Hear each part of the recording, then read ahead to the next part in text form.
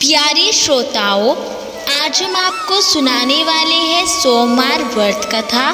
और सोमवार व्रत कथा के साथ हम आपको ये भी बताएंगे कि इस व्रत में क्या काम भूलकर भी नहीं करना चाहिए। सबसे पहले जान लेते हैं कि सोमवार की व्रत कथा क्या है।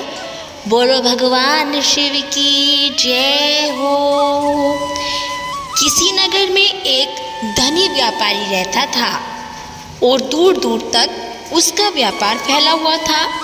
नगर के सभी लोग उस व्यापारी का सम्मान करते थे और इतना सब कुछ संपन्न होने के बाद भी वह व्यापारी बहुत ही दुखी रहता था, क्योंकि उसका कोई पुत्र नहीं था, जिस कारण अपने मृत्यु के पश्चात व्यापार के उत्तराधिकारी की चिंता उसे हमेशा सताती रहती थी।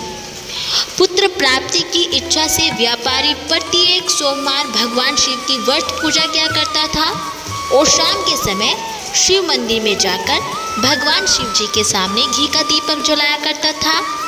उसकी भक्ति देखकर माँ पार्वती प्रसन्न हो गई और भगवान शिव से उस व्यापारी की मनोकामना पूर्ण करने का निवेदन करने लगी।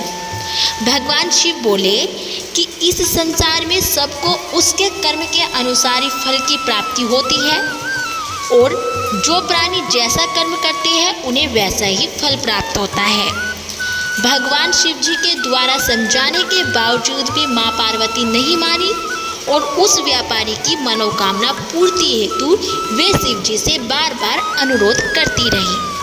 अंततः माता के आग्रह को देखकर भगवान भोलेनाथ को उस व्यापारी को पुत्र प्राप्ति का वरदान देना ही पड़ा और वरदान देने के पश्चात भोलेनाथ माँ पार्वती से बोले कि आपके आग्रह पर मैंने पुत्र प्राप्ति का वरदान तो दे दिया है, परंतु उसका यह पुत्र 16 वर्ष से अधिक समय तक जीवित नहीं रहेगा। उसी रात भगवान शिव उस व्यापारी के स्वप्न में आए और उसे पुत्र प्राप्ति का वरदान दिया और उसके पुत्र के 16 वर्ष तक जीवित रहने की भी उसको बात बता डाली। भगवान के वरदान से व्यापारी को खुशी तो हुई, लेकिन पुत्र की अल्पायु की चिंता ने उस खुशी को नष्ट कर दिया।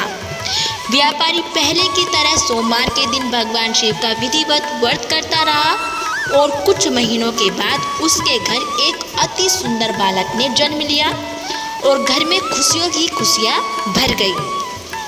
बहुत धूमधाम से पुत्र जन्म का समारोह मनाया गया, परंतु व्यापारी को पुत्र जन्म की अधिक खुशी नहीं हुई, क्योंकि उसे पुत्र की अल्पायु के रहस्य का पता था। जब पुत्र 12 वर्ष का हुआ तो व्यापारी ने उसे उसके मामा के साथ पढ़ने के लिए वाराणसी भेज दिया और लड़का अपने मामा के साथ शिक्षा प्राप्ति हेतु चल दिया। रास्ते में जहाँ भी मामा भांजे विश्राम हेतु रुकते वहीं यज्ञ करते और ब्राह्मणों को भोजन कराते थे।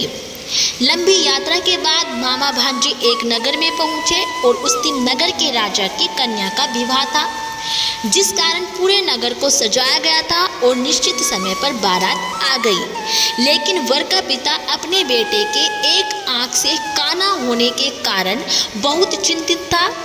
उसे भय था कि इस बात का पता चलने पर कहीं राजा विवाह से इनकार न कर दे, इससे उसकी बदनामी भी होगी। और जब वर के पिता ने व्यापारी के पुत्र को देखा तो उसके मस्तिष्क में एक विचार आया और उसने सोचा कि क्यों न इस लड़के को दूल्हा बनाकर राजकुमारी से विवाह करा दूंगा और विवाह के बाद इसको धन देकर विदा कर दूंगा और राजकुमारी को अपने नगर ले जाऊंगा। वर के पिता ने लड़के के मामा से इस संबंध में बात की और मामा ने धन मिलने के लालच में वर के पिता की बात को स्वीकार कर लिया।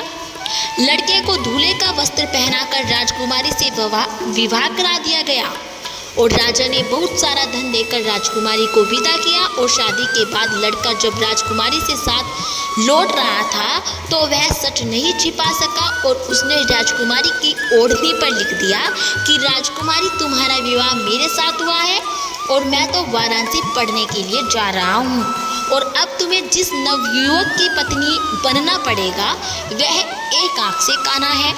जब राजकुमारी ने अपनी ओढ़नी पर लिखा हुआ पढ़ा तो उसने काने लड़के के साथ जाने से इनकार कर दिया और राजा को जब ये सब बातें पता लगी तो उसने राजकुमारी को महल में ही रख लिया।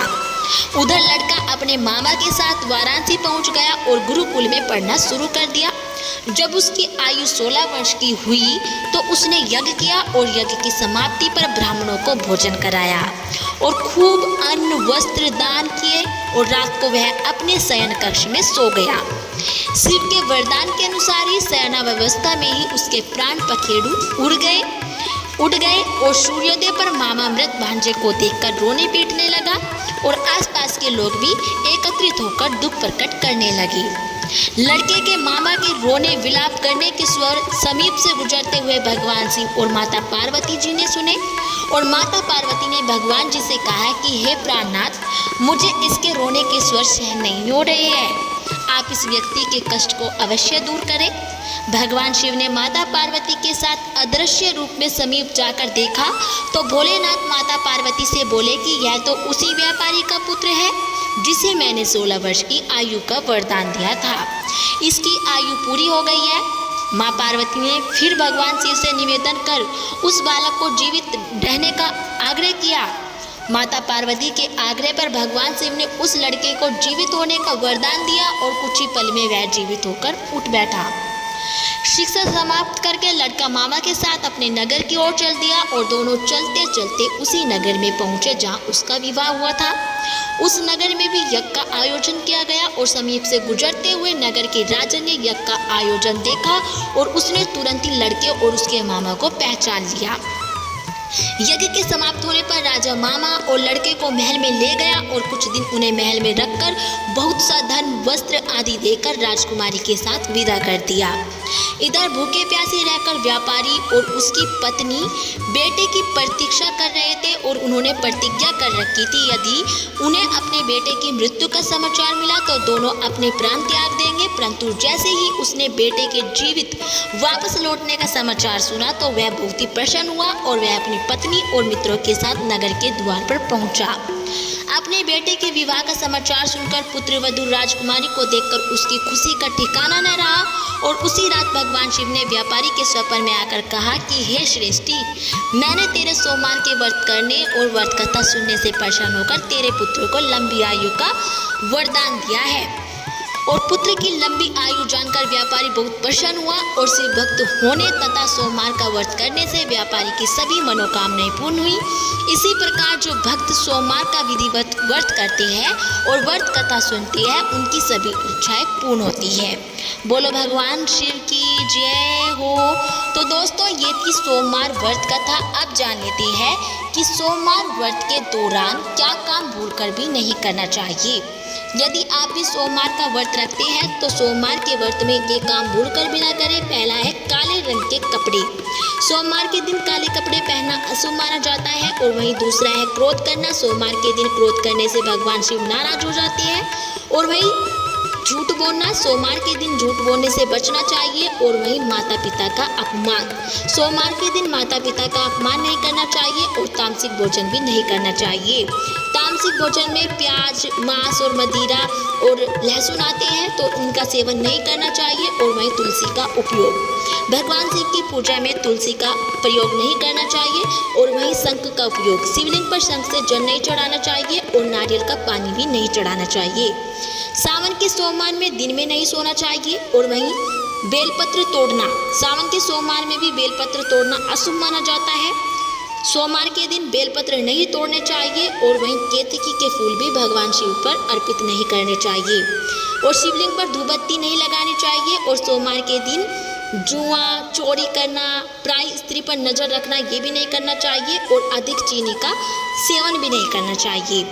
अधिक चीनी से भगवान शरीर में इंसुलिन का स्तर बढ़ता है तो इसलिए सोमवार के दिन चीनी का सेवन न करें। अधिक चीनी का, कम चीनी का आप सेवन कर सकते हैं। और वहीं किसी को शारीरिक कष्ट नहीं देना चाहिए।